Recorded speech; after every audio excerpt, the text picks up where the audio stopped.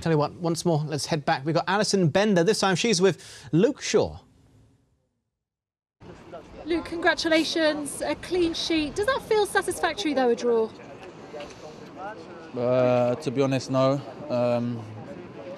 Yes, we always strive for clean sheets because I feel like with the team we have, if we get a clean sheet, we should and normally would win the game, but not tonight. I feel like we created the best chances, we had the best chances, but we didn't put them away, and that's cost us 2 points tonight. With Scott McTominay having to go off earlier and obviously Pogba having to drop a bit deeper, how much did that affect your rhythm and your game plan, and how is he?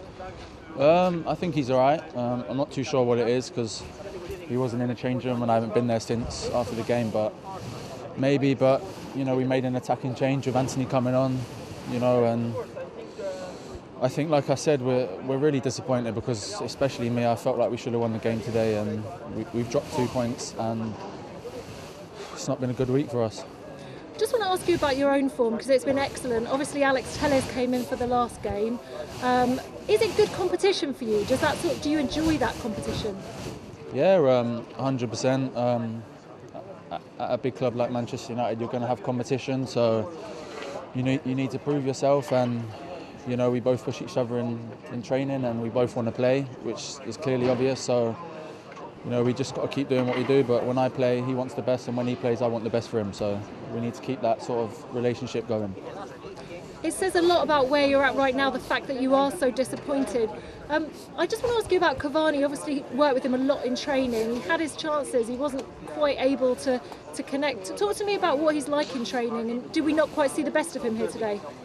No, he's an unbelievable professional, an amazing player. I think the manager mentioned it, that his attitude is phenomenal in training, and he don't speak too much English, but he's a great guy, and you know, he's added a lot of experience to the team, and you know, we've needed that. And of course, maybe tonight he might have missed a couple, but he's been very important for us so far since he's come in. So you know, he's doing well. Okay, thanks very much for talking to us. Thank Cheers. you. Thanks to Alison. Thanks to Luke Shaw as well. What about his revival, John? How impressive has he been? Because it wasn't too long ago, starting probably with Jose Mourinho publicly criticising him quite frequently, as a matter of fact, and his performances were never quite up to par, to expectation. But this year, this season, seems to have really stepped it up.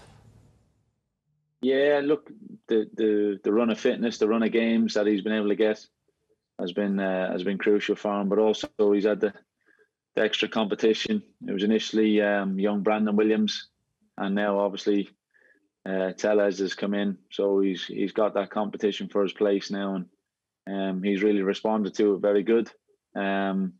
Obviously when he joined from Southampton, he was obviously involved with England and being mentioned, and he started his United career extremely well. But we have to remember the extent of that.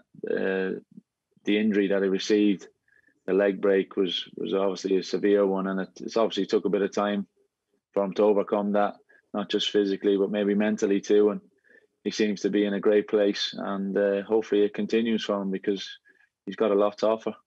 Competition depends how you react to it, Sol, because it can be a good thing for some, others might shirk that responsibility. Yeah, I think you know, for me, competition it breeds success.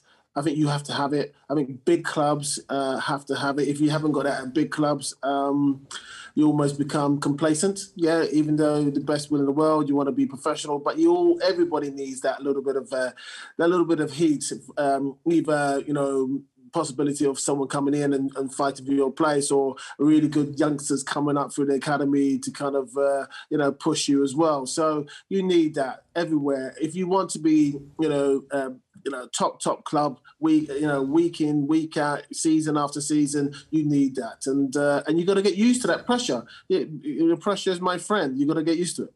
Who pushed you, Sol? Who was the one that gave you competition that pushed you? You know, I think for me, I pushed myself as well. You know, of course, as a youngster, you had older players in your position. You had to kind of push them, and they had more experience. So it's all about, you know, pushing yourself. And every time you go on a pitch, you got to make yourself, you know, look, get in there, do well, and give your manager a problem. Yes, experience kicks in after a while. If you're youngster, you can be shifted around, but after a while, you get in there. You kind of get your trenches. You play top football week in, week out. You train really hard, and you make it really difficult for your manager to kind of not pick you. John, we saw you play at a variety of positions, including goalkeeper, but I doubt you pushed the keeper for his position. But everywhere else, did you feel that you really had to push others in order to try to stake a claim in the side? Yeah, look, at different stages, it always depended on when I'm trying to break into the team at centre-back. You look at the opposition I was up against initially, but obviously, whether it be Rio and Vidic or Yapstam, players like that. So obviously I had to adapt. I get in the team at left back, right back. So you're learning all those things along the way. And then there's that, as Sol mentioned, when you get the chance to stay in the team, perform well enough, that obviously you gain the manager's trust and it keeps you in the team. So there's lots of, and there's always then, as you mentioned, that pressure of whether it be a new signing or different players coming along and the younger players coming to push for your places too as you get older too. So it's always that pressure that's a constant, as it's needed. It's there for you to perform, and it's there to keep the levels of the team up too. And if you can do that combined with your own performance staying high, it's going to be successful. But it's also management, isn't it, Sol, to try to keep everybody happy, to try to keep everybody on side. If you're going to have players in competition for one position on the pitch, you've got to make sure the one who isn't playing is still happy. Yeah, and I think the main thing is you got to be fair. As long as the manager is transparent and honest with the players, they can't really, skirt around it. And if you have a situation that everybody, it's all about your performance-wise and consistent-wise, then no one can really argue with you. It's when you start compromising yourself and putting players in when they're not should be playing because of lack of form or whatever.